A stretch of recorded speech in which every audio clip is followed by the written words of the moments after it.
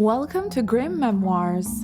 The story we have for you today revolves around a very ferocious figure in the piracy terrain, and the reason she's in our video is because she was one badass of a woman with a very grim and fearsome life. From the edges of the 18th century, amidst the salty winds and treacherous waves of the South China Sea, a mysterious and formidable figure emerged from the shadows, etching her name into the chronicles of piracy. She was called Madame Ching, also known as Ching Shi or Cheng Ai Sao. Born in 1775 in the poverty-stricken society of Guangdong province in southeast China, as Xin Yang, her early life took an unexpected turn as she found herself in the seedy underbelly of society, working as a sex worker in the floating brothels of Canton. She quickly became famous in the area due to her beauty, poise, wit, and hospitality. This attracted several high-profile customers, such as royal courtiers, military commanders, and rich merchants. However, destiny had grander plans for her. Fate intervened when she caught the eye of Zheng Yi, a notorious pirate commander whose very name would curdle the blood of sailors and merchants alike. In 1801, Zheng Yi encountered 26-year-old Ching Shi in Guangdong. He was enthralled by her beauty and ability to wield power over her well-connected clients by trading secrets.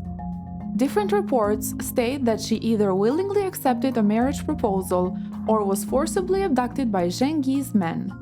What is clear is that she asserted she would only marry him if he granted her 50% of his earnings and partial control of his pirate fleet. They got married, thus forming an alliance that would forever alter the course of maritime history. Ching Shi fully participated in her husband's piracy and underworld dealings within the Red Flag Fleet. Under the joint command of Zheng Yi and Ching Shi, the Red Flag Fleet exploded in size and prosperity, going from only 200 ships at the time of their wedding to 1,800 ships in the next few months. As a result, it became the largest pirate fleet on Earth. Zheng Yi and Ching Shi adopted a young fisherman in his mid-20s named Jiang Po from a nearby coastal village. This meant that he became second in command to Zheng Yi. It has variously been theorized that Zheng Yi or Ching Shi were having extramarital relations with Jiang Po. When Zheng Yi met his end in 1807, the reins of his vast pirate fleet fell solely into the capable hands of Madame Ching. But she was no mere successor. She was a visionary leader who took control with an iron will and strategic brilliance.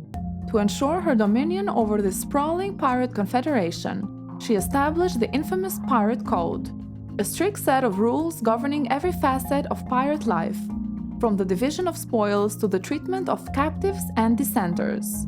The core rules of Ching Shi's fleet essentially were: pirates who gave unsanctioned orders or who refused to follow orders were executed on the spot. Stealing from the public fund of captured goods or money or raiding villages that supported pirates was punishable by death. All captured goods, money, or slaves had to be presented for inspection. The rewards were handed out in a predetermined way. It was absolutely prohibited to have sexual intercourse or rape female captives. Pirates could marry captives if they had means to support them and be faithful to them, but rest were either ransomed or freed. Punishment for having sex or raping them was death. Various other offenses were punishable by flogging, ironing, quartering, and mutilation. The latter was almost exclusively performed on deserters. Under Madame Ching's leadership, her fleet's dominance extended across a grand swath of the Chinese coast, casting an overpowering shadow over the South China Sea. The Red Flag Fleet would capture new coastal villages and enjoy total control over this vast aquatic domain. Entire villages worked for the fleet, supplying them with goods and food, and any ship that wanted to cross the South China Sea was taxed. They also frequently plundered British and French colonizer ships. For instance, an East India Company employee named Richard Glasspool was captured and held by the fleet for 4 months in 1809. He later would estimate that there were 80,000 pirates under Ching Shi's command. The tales of her fleet's ruthless raids and uncanny ability to outmaneuver the Qing dynasty's navy became the stuff of legend. naval engagements that would send shivers down the bravest men's spines were mere obstacles for her fleet. The Chinese government, for all its might, found itself outmatched by this mysterious woman who had risen from the depths of society to challenge their authority. Under Qing Shi's shrewd command, her pirate fleet dominated vast expanses of the Chinese coast, from the tumultuous waters of the South China Sea to the labyrinthine rivers of the Pearl River Delta.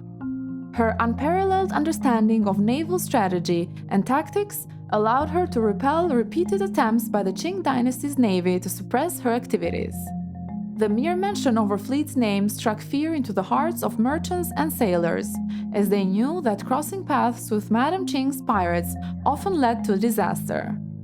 The Chinese Qing dynasty naturally wanted to put an end to the Red Flag fleet. During this period, Mandarin Navy vessels were sent out to confront the Red Flag fleet in the South China Sea. After just a few hours, the Mandarin Navy was decimated by Qing Shi's fleet. She used the opportunity to announce that the Mandarin crew would not be punished if they joined the Red Flag fleet. As a result, they grew in size and the Qing dynasty lost a huge portion of its navy.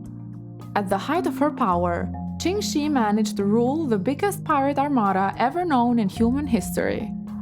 But Qing Shi's accomplishments extended beyond the brutal raids and plunder that characterized piracy. Her ability to command loyalty from her diverse crew, drawn from various backgrounds and ethnicities, showcased her remarkable leadership skills. Her mastery of espionage and intelligence gathering enabled her to anticipate her enemies' moves and exploit their weaknesses.